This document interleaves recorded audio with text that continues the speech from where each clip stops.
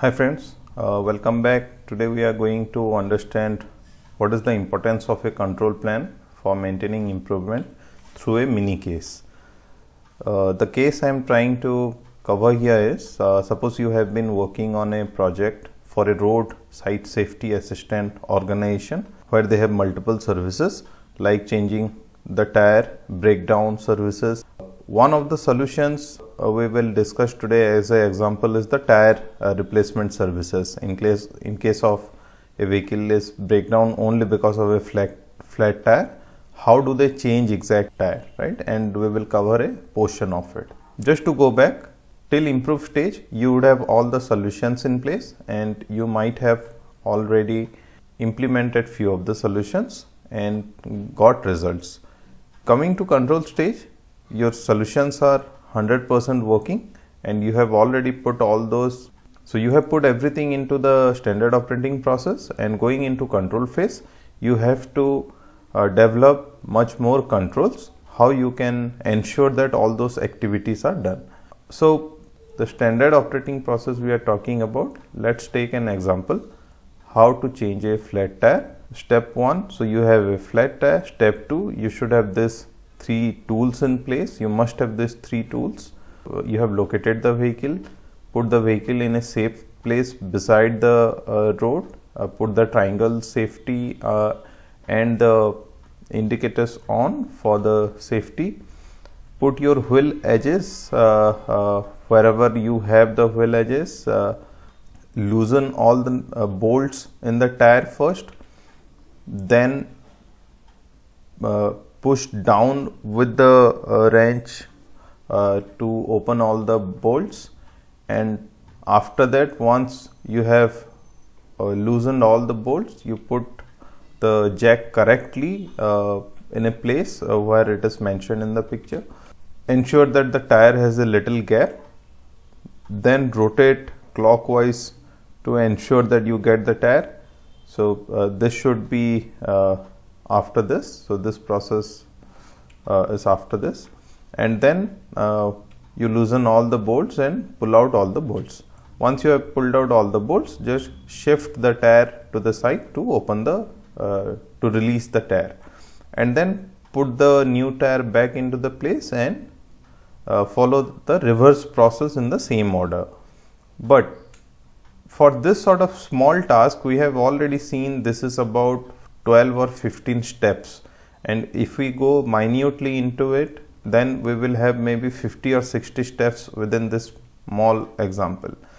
So how would we ensure that this process is followed across all the service points where you have maybe thousands of service centers across a continent or across a region? How would you ensure that, right? So now coming back to what is control plan, the textbook definition of control plan is a method for documenting the functional elements of quality control that are to be implemented in order to ensure that quality standards are met for a particular product or service. The intent of the control plan is to formalize and document the system of control that will be utilized, right? So this is the textbook definition. How do we do it? So for example, each and every steps here, what controls we need. Say for example, we are talking about a tools being present in the vehicle before they before they go for the service. How do you ensure that these 3 tools are placed in the vehicle which is going for servicing, roadside assistance, right? How do you know that? One is you can use a checklist for this. Ensure that before each and every service there is a checklist which the technician has to follow, that we have all the tools in place. While they go there, you might do some random audits to ensure that they are doing it, or have some different mechanism how you can ensure that this is done.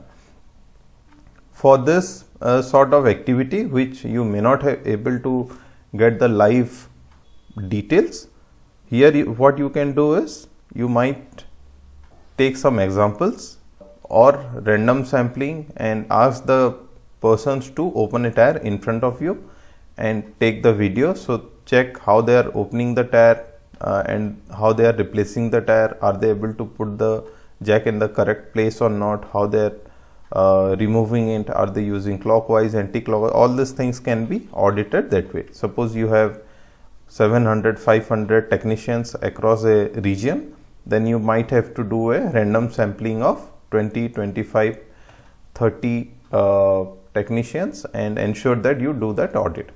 Coming to the control plan framework, we have a structured control plan framework which you can use. First is what to measure, what you want to measure in the control plan. That's the first thing. So for example, here I would like to measure the number of services first. Then out of those number of services we received, how many were serviced and how many were not. Then turnaround time to the service, complaints if any, if those are not serviced, why those are not serviced, and few more also. So what to measure is the first thing. When to measure? Ideally, I would like to have live feedbacks on this, but even if it is not possible, we can have it daily, end of the day. How to measure it? Maybe you have to do some manual audits, automated reports, where people have to fill out some forms also, that can be manual reports. Then how often to measure? It can be again divided into 3 parts: daily, weekly, monthly. What to do here? So the roles and responsibility for the people who are involved in the control plan must be clear. For example, the analyst has to pull out all this data and share a dashboard with everyone. That can be one of the roles for the analyst. Next is whom to contact. So in case someone who is reading the standard operating process, or the customer who has to connect with someone, whom should we connect? So there are 2 parts of it. One is for the technicians, one is for the customers. So broadly, that's what is a control plan and a control framework is, and this is at a yellow belt level. When we go to green belt and black belt level, it would be more exhaustive control plans. Thanks a lot, and next session we will see how we can use a XR chart in this same example so that you can understand it better. Thanks a lot for watching, and see you in the next video.